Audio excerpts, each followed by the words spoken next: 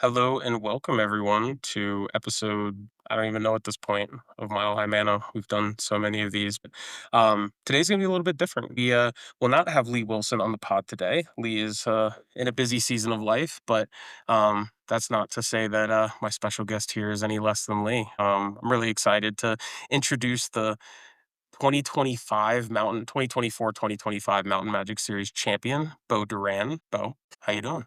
I'm doing well. Thank you so much for having me on your lovely podcast. I'm super excited to talk about the MMS and other happenings in Magic. Yeah, man, I'm excited. And this is going to be a pretty upbeat and happy podcast, despite all the things that went on with the BNR and things like that. I think we both have a lot of good stories to tell from this MMS season, as well as the Invitational Championship as well. But really want to just list out the agenda here, and then we'll get started with you. So first things first, we're going to walk through Yubo, your history with the game, all your favorite things about the game, why you compete.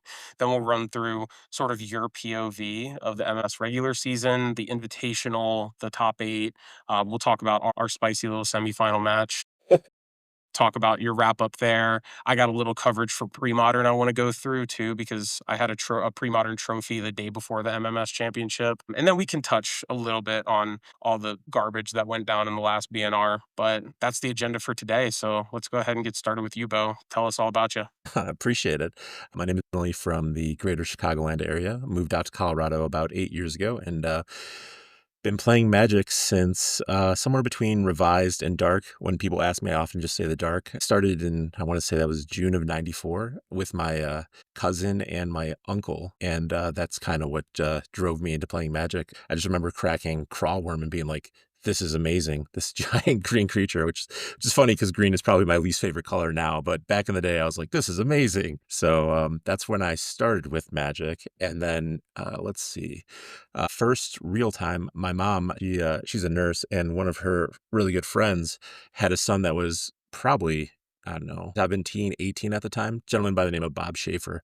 Back in the day, when the DCI had a phone book, like you could literally check your, like almost like a chess rating at that time. Bob was like one of the top players in Illinois, and he took me under his wing, and that's really where I learned. Aside from playing casual Magic with my cousin and uncle, that's really where I started to hone skills, I guess you'd say. And that was right around like Weatherlight, and I remember getting my DCI, and it was 6 digits, 571. That was the early formative years of playing Magic, and then I've been playing, I would say, on consistently since Revised the Dark, at least cracking a pack for just about every set since then, and staying relatively up to date with it. Magic's been an awesome and huge part of my life. That's actually so interesting to hear because, like, if you started, not the inception of the game, you weren't at the first Gen Con with Alpha or anything, but you did start in the 90s. And most folks typically are not on a bell curve, they're more on a roller coaster than anything with this game. And it seems like you've just been pretty linear. Like, was there ever a point where you thought that you would stop playing or times that you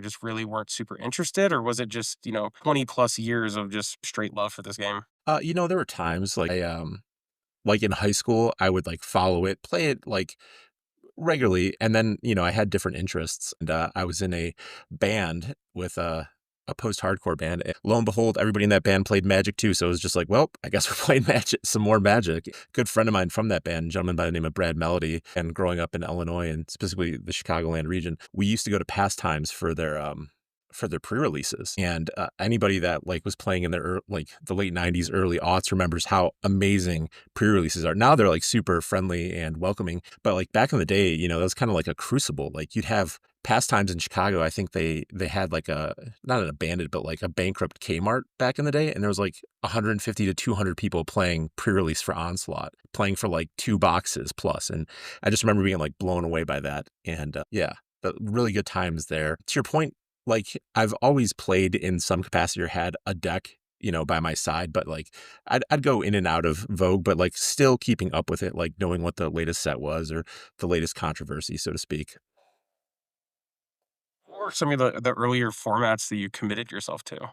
So, some of like, played a lot of 1.5 and Type 2. Now I'm really dating myself, but, those were pretty much the formats that I played early on, and then, as I got older and specifically out of high school and, like, out of, like, being in a band, I really started doing the whole, like, SCG grinding the local Midwest tournaments as well as, being from Chicago, we had MTG Card Market, and Jameson ran a really tight ship over there. There's a lot of pro players like Caleb would come down, Sam Black from Madison, and then all the local GPs I would go to as well. So that was kind of where like my passion started, like in a more competitive sense, started to formulate. As far as like my favorite formats, like back in the day, I would say 2008 Standard is by far my favorite format, probably ever. Okay.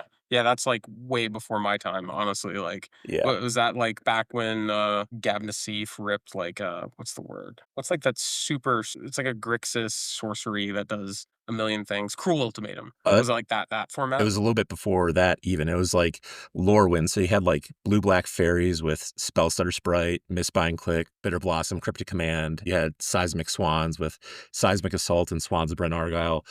Red-white Revelark with Kitchen Finks and Red Cap. White-black tokens with Ajani and Elspeth. Scred Red, that was I wanna say Michael Majors had, like, taken down the Pro Tour with that. Probably, like, one of my favorite decks of all time. It had Demigod of Revenge and Figure of Destiny, Magus of the Scroll and Moon. And it's like it's one of those, like, pivotal learning moments of playing in that era is, like, you would counter, a Demigod of Revenge, but not realize that the trigger was still on the stack, so it's like, "Cool, you just countered my Demigod, but now it's coming right back because you didn't let the trigger resolve before countering it." So that was pretty awesome, and then you had, Kithkin, which was, like, Cloud Goat Ranger, and green-black elves with Chameleon Colossus, and black-red tokens had Greater Gargadon, and that was, like, the 8 decks of that format, and they were all awesome and constantly jockeying with each other for like supremacy. Everybody remembers blue black fairies and probably Scred Red and maybe a deeper cut of like Seismic Swans or black red tokens, but that whole season was amazing and like probably by far my favorite standard season of all time. Were you playing a bunch of Standard, like, at that point? Yeah. Like, was that pretty much your primary format for a few years? Yeah, like I was playing a ton of standard there at that point. I was just playing a ton of blue black fairies and a ton of Scred deck wins and loving every moment of it. Okay. Is one of your favorite you said I think you told me this, your favorite card is Demigod of Revenge, Yeah, right? it's definitely up there. Like Demigod of Revenge is up there, Figure of Destiny is up there, Spellstutter Sprite, Hymn to Turok. Those are some of my favorite cards. Hymn to Torok was in that format? No, that's just casual, Fallen Empire's kitchen table days of, mind twisting and, tour rocking people. Yeah, okay, interesting. So, I'm gonna go a little bit off script here too, because I feel like this kind of makes sense to me now why you're so into to Dual Commander. If you wanna talk a little bit about Dual Commander, because I know that you've put a pretty strong investment into that format, and it sounds like you do just get the opportunity to really kind of make a time capsule into a deck in 2025. Obviously, we Yeah. still have, like, our Fire design and stuff, but a lot of those cards are still making the cut. Do you wanna give a little coverage on Yeah, Dual I'd love to Commander? talk about Dual Commander. So, I played Dual Commander when it was called French Commander, and I played Vendilion Click, and I forget the spell, but this was back when, like, your commander you didn't have the opportunity to, like, place it back in the command zone, like, you had to put it in the zone that it was placed at, so you would click them, put a card to the bottom, and I forget what it is, like a 4/6 mana sorcery, and you name a card, and then they essentially mill the rest of their library until they hit that card. That's when I started playing Dual Commander. It wasn't called Dual Commander back then, it obviously was called French Commander, but it was, a lot of fun, and now, as it's grown, specifically in Europe, I've just really hopped on the train again, and I really love it. The reason I like Dual Commander, I consider it a high agency, low variance format, and I know that might sound a little counterintuitive, like, what do you mean low variance, Beau? It's a singleton format. It's like, well, you have access to your commander, longer games due to tutors and value engines really smoothing it out, and higher interaction and redundancy. Plus, 1v1 forces you to be highly tuned to like what you expect a meta to be, and you're playing quasi face up because you know what your opponent's commander is. So, like for example, if you're playing against Flage, they probably have Blood Moon and Magus of the Moon, or if you're playing against Type, they definitely have Harbinger of the Seas. So there's that in there. So I'm a big fan of formats that afford you high agency, and Dual Commander right now really scratches that itch for me. Plus, you can have the ability to commander swap. So, like, I was playing Deadpool recently, and Deadpool's essentially worthless cardboard against any of the Planeswalker commanders or any of the combo decks. So, luckily, you can just swap into Karoxa. But, Thalia offers you the ability to go to Cloud or Thalia against the combo decks or the aggro decks. So, I really, really, really like this format right now. Yeah, I actually do think I agree with you about it being pretty high agency, low variance because even if you are drawing like flooding out with lands and stuff, you still have a commander to lean on at all times. And like the agency too, if you can't make it work with that commander for whatever reason, it's kind of like, well, you maybe picked a bad commander, or maybe you didn't build your deck in a certain way to support that commander because you should always have action to do basically every single turn in the format. For sure. After playing it a ton recently, it feels like everybody jams their 3 drop slot and they're like, "Oh my god, I have too many 3 drops." And that's a fair assessment. There's just so many good 3 drops, but it feels like you want lots and lots of interaction, and this format offers that. So I'm a big proponent of that. I also like the fact that I'm usually not big on the whole panel dynamics. And I've you and I have discussed this previously, but like, I there's certain content creators where it's like we should ban days and wasteland and everything else. It's like I don't agree with that in legacy personally. I think those are staples, but what's one man's staples is another man's thorn, right? But in dual commander, I love the fact that when there's a ban and restricted announcement, they give you 3 to 5 paragraphs, a live stream, and then there's also a watch list and like a secondary watch list. Like a great example is what's going on right now.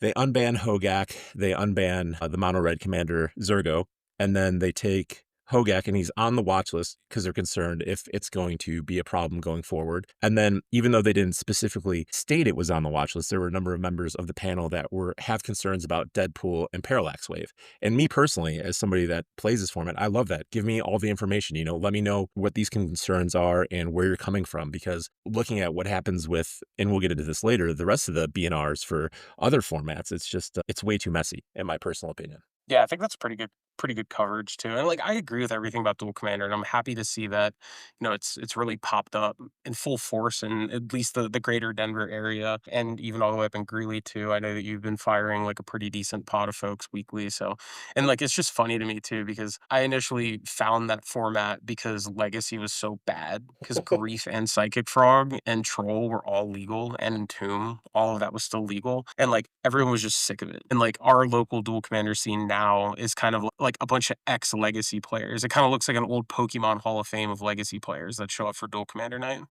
Yeah, I agree with you on that. I mean, I love Legacy. I mean, I'll never not love Legacy. I just don't love where Legacy's at currently and how Wizards of the Coast treats Legacy. But yes, I agree with you. I think seeing it here in Colorado pop off is refreshing. Like we have 2 places right now. They're both on Mondays, but they're on, separate spectrums of the map where you have Mythic Games firing Dual Commander on Mondays. And then just started recently, the Nerd Store is firing up here in Greeley, is firing weekly Dual Commander. And then we have a monthly through the Muldressers Discord, which is awesome. And talking to Ian, he was saying that there will be at least one, maybe more, other Dual Commanders for the next MMS, which super excites me. Yeah, it is awesome that we do get to kind of level up the dual commander competition too. And I mean, we've both traveled and played dual commander in other states for larger events, but that's like not a privilege that everyone gets to have. So I know that if we do fire dual commander for 2 of the 12 MMS events or something like that, there would be a ton of excitement around it. For sure. And when we did it last time, even when we did it last year, I still feel like it was very underground, and we still fired like 30 people. Yeah, it And would have there's been a lot of new 31, faces. but I was under the weather and did not want to get everybody sick for that event, but that's neither here It's a nor bummer there. that you missed it, but I was gonna play Urtai. I was so ready to stifle wave triggers and nexus triggers and, just do stupid things. yeah, no, I feel that. We still had, Ezio was still legal then, so that kinda took over that tournament. Yeah, Ezio was super, super cracked, but in the best of ways, it's like 5 color good stuff. Play Wooburg, you're at 10 life, lose the game. That's pretty awesome. I just wanna touch on one other thing about the whole greater Front Range Denver community is Tommy, myself, and Ian, we had the pleasure of going to Vegas Con, and I thought it was pretty awesome that the 3 of us top aided in a field of, there's like 63 or 64 players. But, it's like normally you're lucky enough to get like 1, maybe 2 people in the top 8, but for all 3 of us to get there, I thought that was, obviously we didn't defend the cup and bring it back home to Denver. Regardless, I thought that was pretty awesome. Denver Magic is cracked, and, like, I'm willing to go out on a limb and say that the average Magic player in Denver is probably better than the average Magic player from most major cities on Earth. Completely agree with you on that, and I brought that up in, the article that I wrote for Eternal Durdles saying that, like, you go to any RCQ and you're gonna see anywhere from 3 to 6 pro players, active pro players at that, or just recently just getting off the tour. Like, the competition out here is fierce, and if you're a competitive player, you want to play against the best or some of the best, and that's what this region offers. Agreed. And that actually is a pretty good segue into sort of the beginning of our version of the Pro Tour. For those of us that have been gate kept from the PT by the talent in Denver, we have what's called the Mountain Magic Series. I don't mean to take anything away from the MMS. It's full of the same absolute murderers that exists in Denver too. But to little background for the listener here is Beau basically was in the trenches for the better part of a year, working his ass off to stay at the top of the leaderboard, get as many points in every event that he possibly could, being top of the pile in every format that was presented in front of us, and then also surrounding himself by a really good team in Thalia, Donnan, and Brandon. They really showed out this season as a team, and overall, it was a great 12 months, and Beau's efforts really culminated in a victory for the invitational. So you are, for lack of a better term, top of the mountain, Beau. Yeah, I'm at the summit, right? If Mhm. we're gonna stick with nice and layered language right there, but yeah, no, it's great. We're blessed to have such a wonderful organization and stores that bought into Ian's vision without, rehashing your last episode that had Ian on. I think it's amazing. And yeah, it was a grind. Last season 2, I got to the Players Championship by playing Legacy and winning with Mono Black Helm against like some really, really exceptional talent. Like I played Paul Green in the semifinals, and talk about losses of the communities. Hate to see him go to, I think he's in San Diego or Southern California, but another amazing player that we were just, you got to play against on the regular at the MMS or RCQs around the area. So that was pretty awesome. And then I just scrubbed out O2 in season 2, but that's all right. I was like, you know what, I'm going to come back and really give it a college try, so to speak. And that's kind of where I did. We started off in July with Modern. That was kind of the better placement for me. I played against Kobe in the finals, and Kobe's another Well, Pro Tour player. I want to take a quick step back on that too. Yeah, Our very first match of the very first I event of remember this MMS season was me versus you. you were on Nadu. Yeah, I was on the broken deck. But you had all the right chops to be taken down that deck that day. You and the Flage fan club, you guys did a good job of keeping Nadu in check. But if memory serves, I think we went to like almost turns, or maybe you won in turns, like turn 3, 4, or 5, something like that. I just remember we had like 40 people surrounding us. And I was just sitting there, like, I'm like, okay, if I untap, I can win if he has nothing. And then you had this pretty sweet subtlety line that I didn't see and clowned on me. Well, thank you. I remember that, yeah, and, I know some more competitive players get upset that's like, "I can't believe people are playing the broken deck." It's like, I throw no shade at or try and yuck anybody's yum. Like, play the deck you wanna play. If you think that's gonna give you the best odds, play the best deck. There's no shame in that. Me personally, I was just like, I don't wanna like, I tested it, I was like, "Nope, gonna play some Jeskai control. That's for me." So, but to your point, yeah, I think there was also a sweet line, I wanna say in, like, game 2 where you had, like, a safekeeper out, and I had to, like, put the screws to you to, like, either you were gonna sack the land and potentially miss your next land drop. I don't know. It's been well over a year, but I remember that was a super competitive match, and I really enjoyed it. Yeah, I'm a sucker for green creature combo. I also am a sucker for the best deck, so I was not going to miss out on my chance to play like 1 month of the most broken deck in like Modern's Yeah, history. absolutely understandable. I Yeah. completely get it.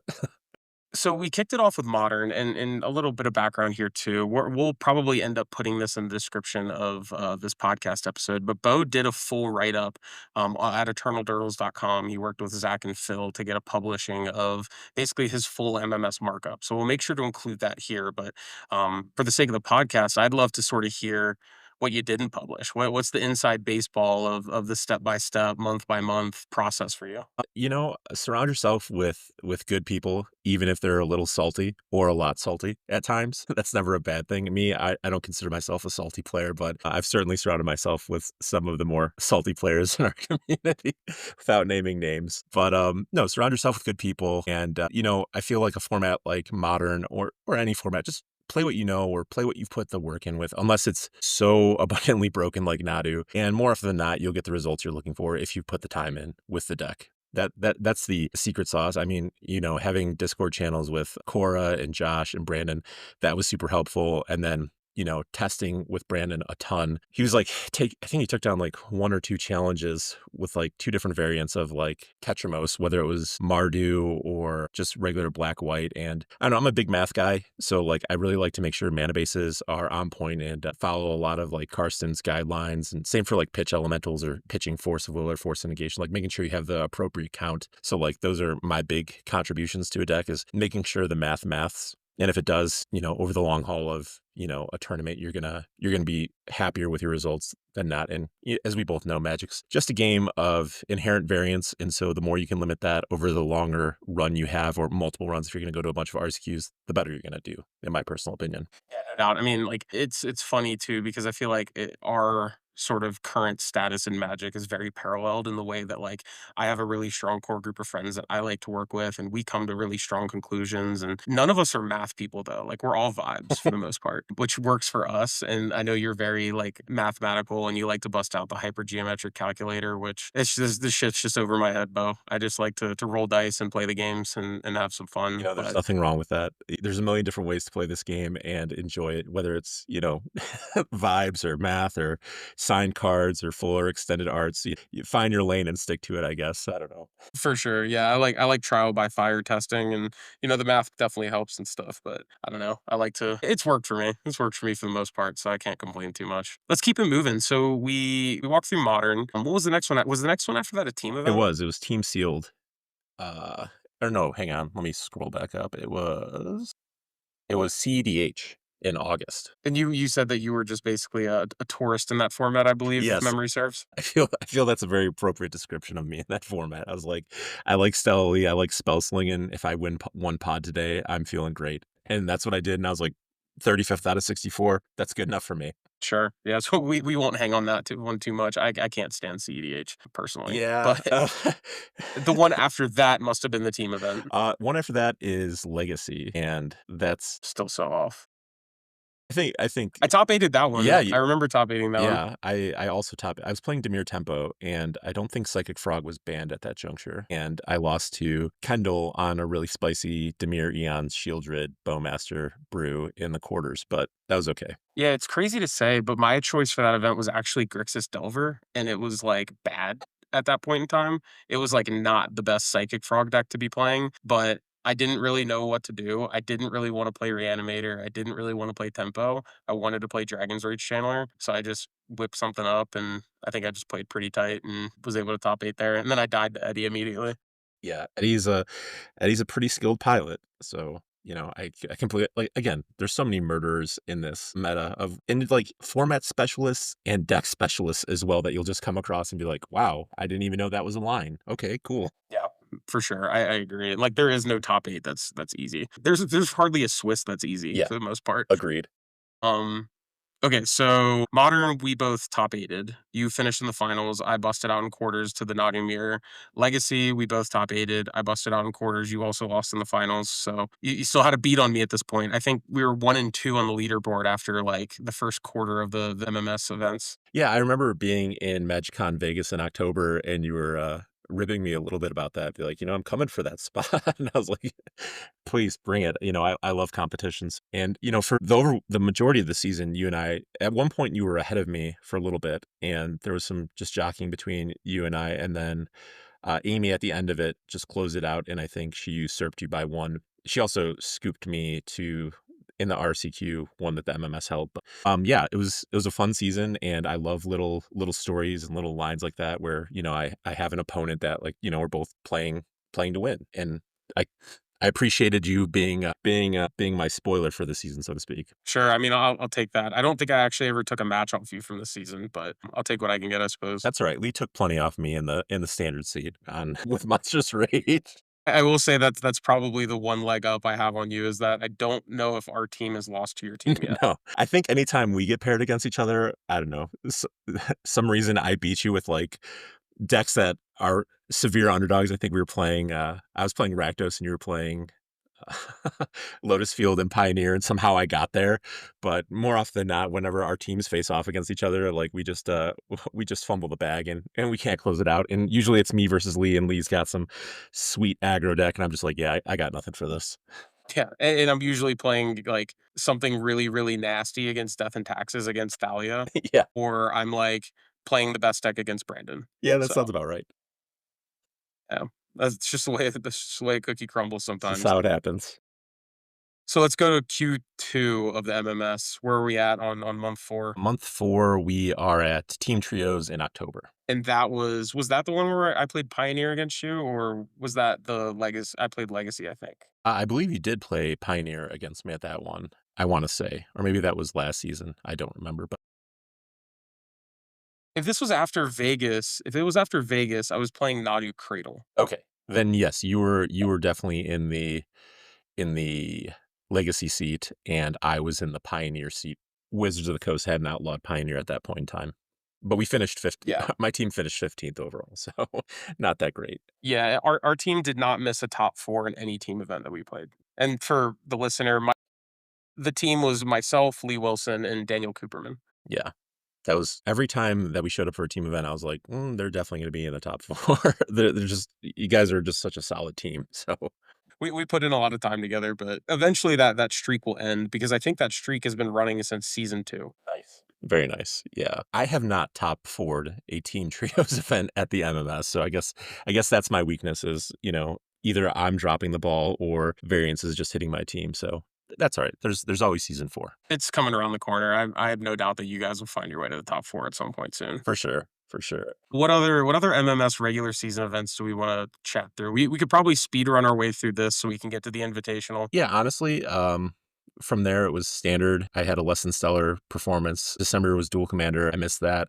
January was team trios. Variance hit our whole team. Like that was not our worst placing, but just not great. It's like when you play team trios, it's like, all right, I need 2 of the seats to go 500 and 1 to go slightly above 500, and then it just does not work out sometimes. February was modern. That's when Ketramos was introduced. Brandon and I top aided that, and I homie scooped to Tommy because I was already a virtual lock at that point. March was standard. I skipped out because I wasn't really happy with where standard was at. April was team sealed. I didn't make that one as that was my son's birthday, April 20th. And then May was modern RCQ at Meh. And I played Black White Ketramose and finished 4th overall to that. That kind of brings us up to the championship. Okay. So my feedback or my experience with that was there was only 2 events that I played that I didn't make top 8. And that was the Dual Commander event and the modern MMS RCQ where I homie scooped to Max Garmin so I could get a ride back to my house to go fix my flat tire. Nothing wrong with that at all. I'm pro homie scoops, so you won't hear me complain about that. And he qualified. Yeah. He got his invite. He got his invite that day, so it was definitely worth the scoop. He was playing a gross deck, just like, anytime you get Allosaurus Rider out, you're up to bad things, so but good for him. Hey, I mean, it works and the deck's really good. Oh, it is. Total glass cannon, but it's an awesome deck. Completely shuts down black white. I forget the legend they go get, and it's like protection from black and white, deals 11. It's like, this game's over. This match is over. Is it Ureni, the new card? I think it's Rennie, yeah, from, Dragon Storm. Yeah, that card's pretty filthy. Pretty gross. Okay, so we wrap up the regular season for the Mountain Magic series, and Ian announces all of the competitors for the Invitational. I want to know from basically start to finish what you did with that information, how you began preparations for it. While it's not like the world's largest event, like we're not playing for millions and millions of dollars, I still took my preparation for this event as seriously as I would take like the Pro Tour because I frankly, the rest of my year is not going to be very filled with Magic the Gathering. And so I wanted to put kind of all my eggs in that basket. But I'm curious as to what your preparation looked like going into this event. I took it serious as well. To your point, I'm not playing in the Pro Tour anytime in the near future. That's not where my heart lies right now. And I was like, this is probably going to be one of the bigger events that I play for the next 6 to 8 months. So outside of Eternal Weekend, so I'm going to put the time in, and that's what I did. Brandon and I really locked in and tested every variant, whether it be Esper or Mardu. But aside from that, once the bids were announced and the 10 players, and I know Sarah had to drop out because she was moving to Washington, so Cody took her spot. I just went and I created a first, second, and tertiary list of like what I expected people to be on, what they had been on recently, what they had been most successful with, and just built out a meta for that. And then I was debating if I was going to play Grixis Control or if I was going to play Black White or some variant of Black White. And after all the testing and After all that, I was like, I'm just going to continue to play what I know, make slight tweaks specifically to the mana base. So like a Ganjo, Seat of the Empire was in there, Urborg was in there. I went back to Ketramos as opposed to being on Recruiter of the Guard. So like I focused a ton on Swiss, and then as soon as Final Fantasy came out, I did 2 or 3 paper drafts, and then I played on Arena a fair amount. So I had a very, very good understanding of like what the dynamics of that set were, when you should go to 3 colors, when you shouldn't, like really getting a core foundational understanding of like that limited environment. Yeah, nice. I'm curious, what decks did you have me pinned down as going into the event? I had you on some Urza Saga. Like I had you on Belcher because that's what I had last seen you on. And then secondarily, I had you on, what was it? Like a Saga deck with Mopal and everything else, like something broken. TLDR, I was like, I'm putting Grant on doing something broken. Not necessarily the most broken thing, like Amulet, but broken. And what did you wind up Yeah. playing in Swiss? Well, I wound up playing basically exactly what you just said, like just some Mox Opal pile. It was my version of the Is It pile, like the Is It artifacts pile, because there's 3 different versions there, which I was surprised to see. Jackson was on Is It PO with so it was like the core of the deck is, Tamio Emery, Mox Opal, Mox Amber, Mishra's Bauble, all that stuff. But he was on like more of a paradoxical outcome and VV version of the deck. Then Kobe Keller was using that core, and he was on a Matoya version of the deck, which Matoya, anytime you scry or surveil, you draw a card. So I think he was playing DRC and Matoya and stuff in like those flex spots. Me, I played more of like the opposite of what I normally do. I was kind of the cop. Like I was playing some very policing cards like Spell Pierce, 4 Metallic Rebuke, 4 Flame of Anor, 3 Lightning Bolt, just basically being kind of like it felt closer to Delver than any deck that I've really played in Modern, because you kind of get 1 turn ahead on your mana curve, and then you just keep their resources down for the rest of the game is kind of what the deck felt like to me. But it was still abusing like the Corey Steel Cutter and Astrologian's Planisphere, since the deck churns through cards so quickly. Those 2 cards just are really great game ending engines for to support the deck. And the funny thing is I played it at DCG, and this was all just like my own brainworms. I played it at DCG a couple weeks prior and went 4-0 with it. And Joe Nunez asked me at the end of the event, he was like, "Can I just like borrow this deck for this RCQ tomorrow?" And I was like, "Yeah, sure, man." I like didn't expect much to like come out of it. Not that, like Joe's a great player, don't get me wrong, but I didn't realize that Joe was going to go and lose all of his dice rolls and then win the whole damn RCQ and put the whole deck on the map right before the MMS Championship. So that was pretty cool. Iterating on that deck with Joe was pretty fun, and he ended up going Esper Goryo's route, but I'm pretty happy with how everything played out, and I liked my deck choice, and I thought it was kind of a dark horse, which is not like me. Yeah, for sure. Joe was probably one of the harder players to pin down. Like at one point he was on Black White, at one point he was on Amulet, at one point he was on, Mopal Pile, and I was just like, I don't know. Just put a pin in it, to kind of bow tie the preparation. I'm pro, like, even if you get a meta wrong, in my opinion, it's better to have at least took a stab at it and sideboarded accordingly. You know what I mean? Like that, if I fail because, my 15 slots weren't good enough or my main deck adaptations, I'm okay with that because at least I took the time to at least try and map it out, even if I'm wrong. Yeah, and I think that's the great way to be. Like, one of the things that I had to learn early on is to stop stressing the 15th magic card or the 15th sideboard card. Just like build your deck to be as functional as possible in game 1, and then try and make it as fluid as possible in games 2 and 3. And like, if all goes well, you'll do well. If you were wrong, you might not do so well. And like, that's just going to happen. Yeah, I completely agree with that. Cool. Well, so we had our preparation. You ended up playing Orzhov Sewers or Orzhov Aether Vial, whatever they're calling it these days. I just call it I black white went value. in.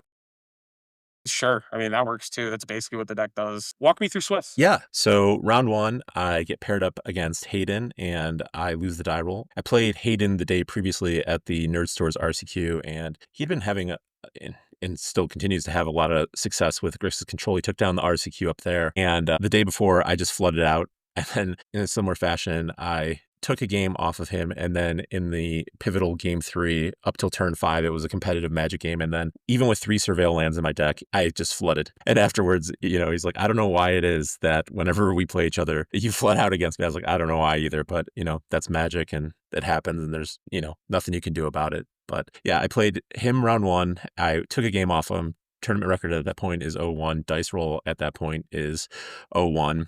And then round two, I play Kendall, and he's on a really cool Sultai Aeons build. I win 2-1, and Nick Drew and Brandon were watching our match. And game two, I have a Clarion Conquer out, and I go to Fatal Push's Psychic Frog, and he pitches the Echo of Ants, and I didn't catch it. And, obviously he didn't catch it either, but both Daru and Brandon did and called the judge over. So we got a GRV and a 3-minute time extension because you can't do anything like that when you have a Clarion Conqueror out. So, yeah, that was pretty much it. It was really game three against Kendall was really the driving threat, just being able to remove his construct tokens. At that point, I'm 1-1 and 3-3 in games. And then round three, I played against Nora, very talented Yawgmoth / brood scale pilot. Yeah. So took 1-2 against her. They were on Yawg scale. It was like a combination of Yawg and brood scale. That was they were really like very, very tight games. Like Relic of Progenitus and Flicker Wisp were really the big driving factors, as well as Witch Enchanter, because of their Agatha Soul Cauldron had some really big threats in it. Round four, I played against Gerald, who's part of the level 7 team, and they had to mull game 1-6, and I was able to land a turn 2 relic after they thought seized me, and the top of the deck delivered. And then game two, a similar situation. They thought seized me turn one. I didn't have a relic. First draw step relic, second draw step relic, and that kind of concluded round four. Round five, at this point, my breakers are pretty trash, and I have to play against Jackson, and I've got Amy and Kobe sitting right next to me waiting for Jackson to win, salivating at the prospect of being able to double draw into top 8. But as you previously mentioned, he was playing PO. It felt like I was watching him play Vintage and I was playing Modern, and that was pretty cool. Game one, I got there. At one point, he had to use his grape shot to kill an overlord, and then game two, it was just flicker shenanigans with Thalia and Flicker Wisp and timing on the end step so that his Corey Steel Cutters wouldn't come back and whatnot. And at that point, I'm 4-1, 9-3 in games, and we're going to top 8, and I'm in third place because I had to play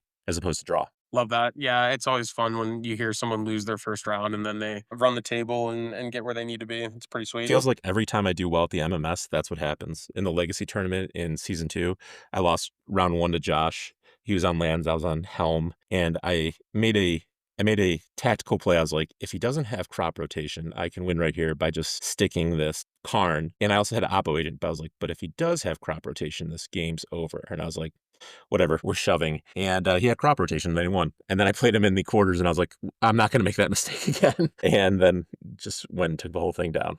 Nice. That's good stuff, man. Good stuff. And you've been putting in a ton of work in on that Orzhov Sewers deck or Value Town, Value Pile Yeah. deck. So I wasn't that was like kind of the one deck I wanted to dodge all day. I kind of just conceded my fate to that deck because it pretty much preys on any Tamio Emery deck, it feels like. Has that been your experience? Yeah, that's been my experience. Like, obviously, I don't want to play against Belcher, and I don't want to play against Eldrazi. I was expecting a little bit of Belcher in the room. Like, I had it pegged at like 2 to 4 players, and obviously it was there. Against Eldrazi, it can be, even with like the Vindicates and White Orchid Phantoms, like they play so many basic forests now, it's kind of like you don't necessarily get the same amount of value out of it. So yeah, I like the matchup personally against Amulet. A lot of people are like, oh, this doesn't feel like good matchup. I don't know. I've played some of the better Amulet players in Colorado on the regular, and I have a pretty high win record against them playing Black-White, though. Take that for what it's worth. For sure. Yeah. Cool. Well, let's see. I guess we can pop into top 8 Yeah. if you wanna head there. Sounds good. I was the 3rd seed with a 37.3 opponent's match win percentage. Amazing. Yeah, no, that was I was looking for that. Obviously, you were in the top 8 as well. Kobe was in the top 8. Joe Nunez was in the top 8. It was a very, very talented top 8 for this draft. Tommy, Tommy, Nolan, yeah, John no, Baker. yeah. I mean, yes, a very, very, very good top 8. So yeah, we're seated. I'm the 3rd seed. I have Kobe to my right, and then I have, I believe, Gerald to my left. And then Tommy is 2 stops away from me, which doesn't really matter, but I find it funny after, the draft is done. But pack 1, pick 1 is Terra Magical Adept, and pack 1, pick 2 is a borderless Summon Fat Chocobo. So I'm like, all right, looks like I'm playing the green-red Landfall deck and Chocobo deck, and that was what I drafted. Pack 2, pick 1 was Tifa, and then pack 2, pick 5 was Chocobo Racetrack. And I was expecting to see more call the mountain chocobos or greens, but I only seen one in pack 3. But when it was all said and done, I was super, super excited about the deck that I had drafted, and I was feeling pretty confident about top 8. What about yourself? Yeah, your deck looked pretty sweet. I'm not gonna lie. Yeah. Tommy's version, like you and Tommy were really the only two people cannibalizing each other. Tommy picked up like Choco Comet and Summon Titan and Gladiatorus Almesia, like the shitty Primeval Titan and the Yeah. 6 drop. Yeah. Cool. Yeah. He had like a version of the landfall deck too. So you guys were really the only two people cannibalizing each other. So I ended up going with Rakdos, kind of like aggro, sort of. It's funny. So like I'll dive into a teeny bit of my prep. I was actually really, really sick like the week before the MMS. Like I had a fever for a little over 3 days in a row, like really, really down bad. But I was able to sort of manage to do some drafting and stuff while I was like bedridden. And I put in quite a bit of time on just Final Fantasy draft. And I had a really good understanding of the cards, their interactions, the archetypes that made sense. And I ended up prioritizing removal because I knew this. I had a gut feeling that this was going to be the weirdest draft that I'd ever done in my life. And like I had done probably 50 Final Fantasy drafts leading up to this event. And I knew that going into this, that we had a couple folks in top 8 that like they actively told us like we didn't prepare for this draft. We didn't prepare for this. And like that always makes the drafting a little bit unusual, especially when you're being passed like a pack 1, pick 6 Sephiroth's intervention. Like I ended up finding 2 of those. I got 2 copies of Thunder Magic and 2 copies of Suplex. So I was stocked up on all the removal. Where my deck sort of faltered was filling in a little bit of the gaps. I ended up kind of leaning into like a hand hate slash spells matters sort of approach. Since I had all this great removal, I wanted to get as many Black Mage's Rods as I could. I got a Black Waltz number 3, which is really good with all that removal. And then Heck Dies was kind of the MVP for me in my round 1. And frankly, I thought that it carried a lot of weight against you too. And one heck dies is like very average, but when you're slamming a heck dies every other turn or something like that, it becomes a really big problem for your opponent. So that was really what I was banking on. Yeah, in my write-up, I even brought that up that I had seen only 2 hectives. I find it funny that you had 3 because, like, it scales in multiples, and yeah, I was like, "Alright, I guess my hand's just, being torn apart right now, but that's okay." Yeah, it's like you have to decide between your 5th land drop or the other good card in your hand, and like that's kind of the test that I wanted to put on everyone. So I played against Kobe. I ended up taking Kobe down 2-0. He had also a Rakdos deck, but his was more like with a higher top end, and his like threats were just better. But he didn't really have quite as clean of a removal suite because I had all of the removal in Rakdos at the table basically, minus like Tommy's Choco Comet and another copy of Thunder Magic. So yeah, it kind of just ran away with it because, once I got rid of his top end, all of the other middling creatures that he had in his deck weren't really matching up well with what I was able to do for the rest of those games. And then I played against you. I think game 1 was a pretty swift ass beating, if memory serves. Yes. And then game 2, I think I was able to pretty skillfully navigate through a lot of your threats because you had a pretty good rollout. And I was able to kind of push it into the late game, which is where I really wanted to be, frankly, which is weird to say against the landfall deck. But you had so many effects that like you only got 3 turns with it, so you had to make it count. And if I could just weather that storm, I think I win that game. And that's what happened in game 2. Game 3 kind of worked similarly, but I could not weather that storm. I mean, you put on so much pressure so fast, and then you punched it home with that haste magic. Yeah, yeah. Game 1, Fat Chocobo reigned supreme, even with your 2 hectives, keep my hand in check. And then game 2, Black Waltz was just doing work for you, and Demon Wall, that card's awesome too. And then game 3, to your point, yeah, you were able to deal with, like, all of my early threats. Like, I had, like, my opener was, like, double Torgal, Tifa, and, like, I was like, "We're just gonna roll the Torgals out and see, like, what sticks," and you're like, kill spell, suplex." I was like, "Cool, none of them stuck." And eventually, it was, like, 2 Fat Chocobos with the Chocobo token, everything has trample, and you've got a Black Waltz number 3, and you're at, 11 life, and, yeah, that was a very, very interesting. At that point in time, I don't, you were tapped out too, and you had Black Waltz 3, and you're in the tank, and you're like, "Do I wanna go to 1 life, or do it like, where do you like, where was," you're trying to figure out your best, like, your best odds and everything like that, and I'm just sitting there with haste magic, and I've always been the type of player, I don't like to slow roll people, so you make I ask you, I was like, "Are those your blocks?" You're like, "Yep." Okay, and then I tap the 2 mana, put the haste magic on the table, and say GG's. And honestly, I felt like a bit of a, like, I should have been more charitable to you because, like, At that point, you're like, "What do you mean GG's?" Like, I'm sitting here, it doesn't matter how you block, but I'm gonna give you that courtesy, but I should have been more charitable. That was BM of me, and, I did apologize to you about that. You're all good. It's not even worth bringing up anymore. You're totally fine. It's like the anti-slow roll technology is just as much appreciated, especially after the fact. And the second I walked out of that shop, I was just like, just really stoked that you were in the finals and getting a crack at winning the whole thing. And I couldn't have been more happy for you. So Well don't worry about any of that well, stuff. thank you. There's nothing wrong with owning up to mistakes or perceived mistakes, and I'm a big proponent of that. And I'd hate for anybody to like. Obviously, we've had the pleasure of playing against each other on a number of occasions, and you know me. If you've got it, you've got it, or if I have it, I have it. I'm just gonna lay it out on the table. But to somebody else, they may have, if that wasn't you sitting across from me, they've been like, "All right, well, let me do the math," And but anyways, I digress. It's like the equivalent of just showing someone two lightning bolts. Yeah, yeah, for sure. But still, I could have been a little bit more charitable. It's all good, man.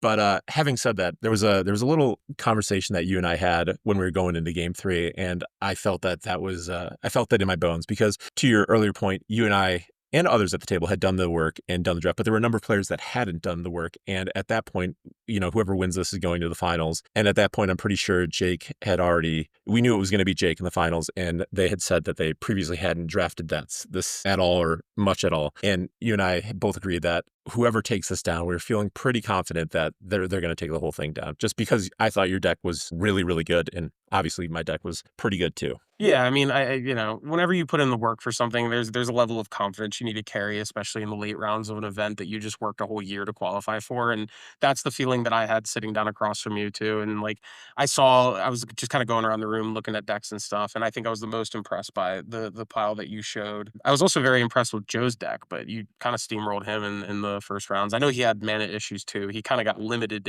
if that's the term for it. Yeah, his deck was sweet. I was talking to Cody, and Cody was, afterwards kind of giving me the scouting report because I didn't go around and look at what everybody had drafted. I just went off to the corner and wrote up the sheets for Leo. But to my understanding, Joe had a pretty sweet Boros equipment deck, and game 1, it just teefed him. In game 2, he never drew planes, and Chocobo tokens just took it down. So, like, unfortunately, to your point, he got limited. Happens. It's That's magic. magic. So, all right. Well, we carry on. You leave us all in the dust, and you head to the finals against Jake. Yeah, Give us the rundown. yeah, Jake was on Orzhov Bombs, and I didn't get a chance to watch his deck at all because I went and got something to eat for my car. But his deck was sweet. He had Rufus and Squall, and game 1 I kept a really like slower, like mid range, late game, like, okay, if we hit land drop number 3, 4, we'll be feeling good. But his deck was fast enough to just close it out against me, and I was like, all right, mistake made. I should be the aggressor in this matchup. I should not be playing for the mid to late. Game 2, Tifa and Ride the Showpuff and Persha's Wanderings did quick work. I had a landfall trigger, and then with Tifa, I was like holding priority, or with that trigger on the stack, I should say. I Pierce's Wanderings, putting another counter on her, and then going and getting a land, and that kind of just sealed up game 2. And then game 3, it was an early Tifa that dropped Jake to 11, followed up with a Chocobo Racetrack, and Zell just giving me plenty of reusable lands to just clog the board and go over the top. Seems like a pretty clean and easy plan. Yeah, That Zell card is like actually just really good. I wanted to suplex the shit out of that card, but I could never find one against it. for sure. That Zell card definitely put in a lot of weight. It was funny, draft, there was I forget what it was. It was Zell and something else. I think it was like Fat Chocobo number 4, and I was like, "No, no, no. We'll take the Zell." There's tons of Fat Chocobos going around in that draft. Yeah, there was actually quite a bit of them. I was kind of bummed that I didn't commit a little earlier on, but I digress. So you win. You win the whole thing. Yeah. What'd you win? We agreed to split in semis, so that was like 600 something. I think it was like $600 if I recall correctly. And then I got a sweet playmat, and I get to make a token. And I took the crown from Sung Kim, who's an amazing player in his own right. And yeah, I was over the moon. I was genuinely elated. Ian was there, and Leo was obviously judging, and I just thanked them both. And Yeah, I felt like I was on cloud 9. It's like, like when you work towards something and you put the time in and you actually get the results that you'd hope for, it feels amazing, and that's generally how I felt after winning this tournament and this season of the MMA. Yeah, like, honestly, it couldn't have ended in a better way. I love that the leaderboard representative also is the one that takes down the whole thing rather than someone just catching total fire one day and qualifying that way, which is no knock on any of those folks, but, Right. there's a grind to this, and you were there for what, like, probably 9 of the 12 regular season For events. sure. You clearly put in the time, the energy, the effort, the work, and all of it kinda culminates into a big payoff, so, yeah, I mean, congratulations again, my friend, and hopefully we'll finally get the first, repeat champion maybe next year because 'cause we've had 3 different champions now. Yeah, that'd be nice. I mean, again, just speaks to the volume of the caliber of players that play in the MMS. There's been 3 different champions, and I think there was over 250 unique entrants into this over this season, which again is pretty awesome. They're doing something right, and it'd be great to be a repeat champion. But if not, I know whoever gets it is, just going to be a another member of Murderers Row of the local greater Denver community. It's never a fluke. No, It's never a fluke with the MMS. You gotta go through a mountain of challenges and tribulations and stuff to get there, for so sure.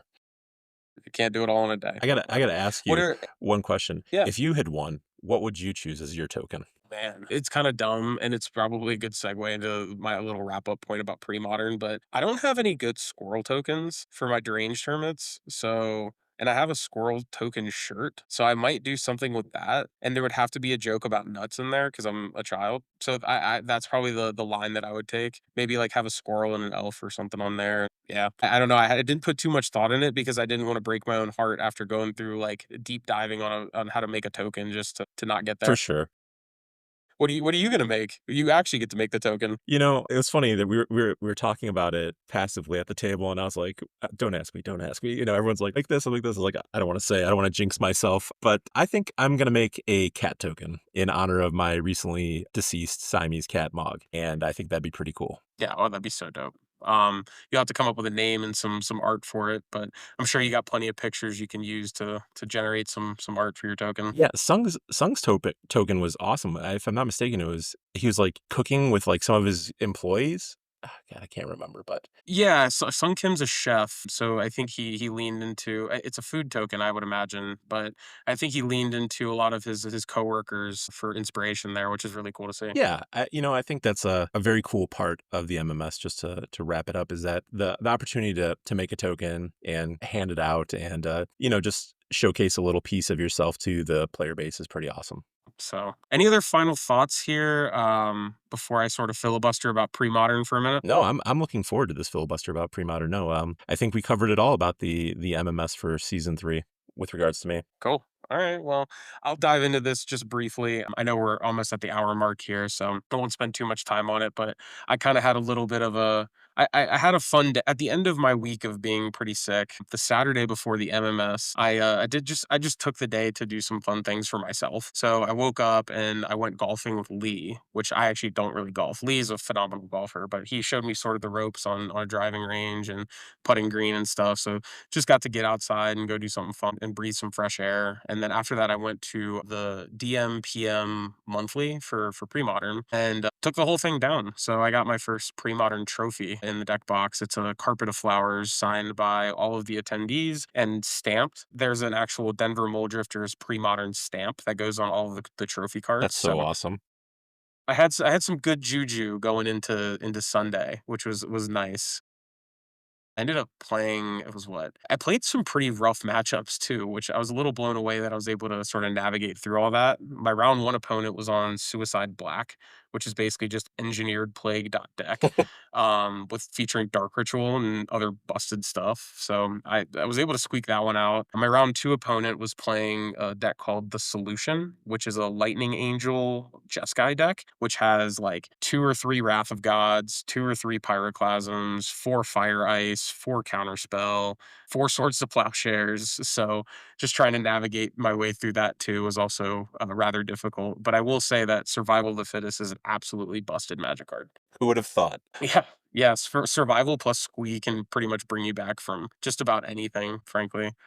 And then my round three opponent was actually my friend Levi, who actually listens to the podcast too. Levi, shout out to you. We had played at my first pre modern monthly, and he was actually my only loss because his deck contains four main deck Pernicious Deed and Living Wish for a card called Plague Spitter, which just kills all your elves. So he came out the gates, the first my first event, and just frankly whooped my ass. So I got to get the salty run back against him, and ended up actually winning that 2-0. And one of those games I got there through three copies of Pernicious Deed. So that took it all on the chin, and was able to get through it, which was pretty sweet. And then my last round opponent was playing Gat or Growatog, which is like a Mox Diamond Quirion Dryad deck that features Fire Ice, Pyroclasm, Wrath of God, and Swords to Plowshares. He actually had beaten the round before, beaten my fellow elf compatriot Nick Ragazzo, and Nick was telling me that it was just totally brutal. I didn't end up experiencing the wrong side of his deck for those two games that we played, so I was able to take all that down, and I've gotten really, really into this format because I get to do my absolute favorite thing in Magic, which is just stick a bunch of little green creatures and combo them off of each other. And I'm also just really enjoying like the pace and the nature of the cards that are being played, like just all old, muddy, gross, beautiful Magic cards. And the vibes are also great too. Everyone there is just super happy to be there. Drinks are flowing. People are tossing beers back, usually if we're at a brewery, and it's just good vibes all around. I love that. I love that the Muldrishers Discord has that for pre-modern and for Dual Commander. So that's awesome. Yeah, we'll have to indoctrinate you into pre-modern, which is actually coming up. I think the July pre-modern event's this I Sunday. think you're right. So maybe if we can whip up a Dreadnought deck for you, you can come join I us. do own some shrimps, and I would like to play some pre-modern in the near future. Perfect. Well, cool. I think we can skip the BNR coverage stuff. Frankly, it just makes me sad. So I don't really want to cover it, and we're already over the hour mark. But any closing thoughts here, Bo, before we jump off? No, thank you so much for having me on your podcast. I listen to all of them. I think it's a great resource for our community. And aside from that, Drew Petrick and myself are launching a dual commander channel on YouTube called Manifest Dread. And we should have some content flowing starting next week, which I'm super excited about. Perfect. Yeah, send me all the links. Send me the link to, I think I already have the link to your article. We'll get the link for Manifest Dread, and any other links that you want to share. We'll tag them down at the bottom of this podcast once we publish it. Appreciate it. Thanks, Grant. Awesome. Thanks, everyone.